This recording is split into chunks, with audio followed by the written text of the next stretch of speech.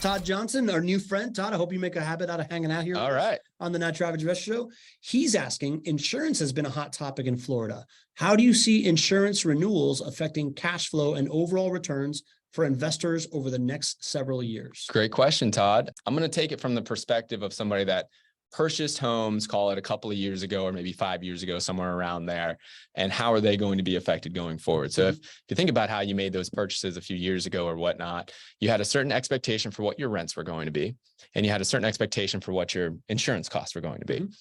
And then you boil all that down with a bunch of other stuff, and it comes to what your return on investment would be. You also had an expectation on home price appreciation. Home price appreciation, right? Well, what you have seen, like in your job as an investor, to take all those inputs and see how it matriculated down the field, right? How did you net out of this? And it's not always going to be exactly like the evaluation. Well, so if you bought a few years ago, the rent that you expected on your evaluation was this, and this is what you got. You got a significantly higher rent rate and rent rate growth than you were expecting if you're a JWB client, and probably even if you weren't, right? So you're winning way there. Home prices have been up 50% in the last 3 years, right? Your investment is absolutely doing so much better because of home price appreciation. And then on the downside, right, insurance rates have gone up much higher than we expected as well. Couldn't have foreseen that the lawyers, the legal loopholes, and the insurance companies, were going to get sued like they were, and all that challenge. But, at the end of the day, I think Todd's question is more about cash flow. You're winning with the rents that have gone up.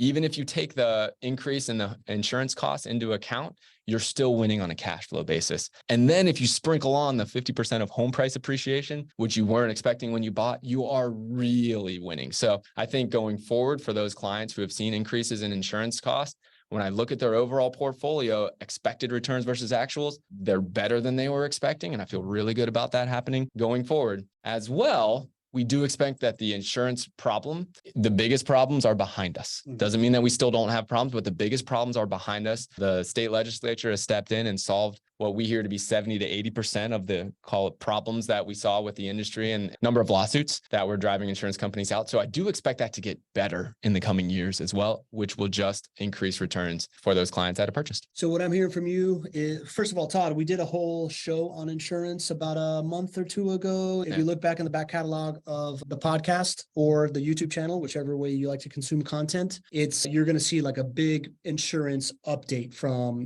me and Whitney Ritchie talking about everything that happened behind the scenes and what the future looks like, right? So first thing I'm hearing from you is summary from that update. Our problems are, the big pain point has been solved for, and going forward, things will start to get easier and be relieved from the thing that was causing this whole thing, which was this like legal loophole that was happening. If you've been in, for existing investors, the increase in rents and increase in home price appreciation have outpaced the unforeseen increases in insurance costs, is essentially what you said. 100%. Right? So people are still doing better than they thought, regardless of the unforeseen increase in insurance costs has been more than made up for by the increase in appreciation and increase in cash flow for those of us that were already in. Now, what about for somebody looking forward, looking at buying today? What does that outlook look like with insurance? Now it's a great outlook for you to buy today too, because we know what insurance rates are today. We have these insurance quotes prepared before we put the portfolio together for you. So that's not the same way in every way that you buy a rental property, by the way. Many insurance quotes are just generalized and not to that specific property you're buying. So just word to the wise out there, if you're buying rental properties, make sure you get an actual quote on your property before you put it under contract so you don't get burned there. But for JWB clients, we've done that forever.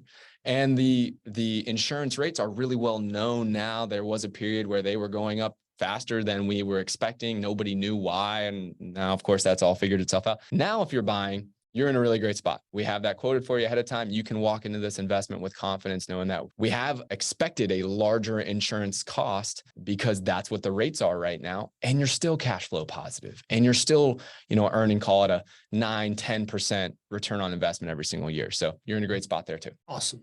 Great. That was a big takeaway in the class, the naturalaverage.com, right?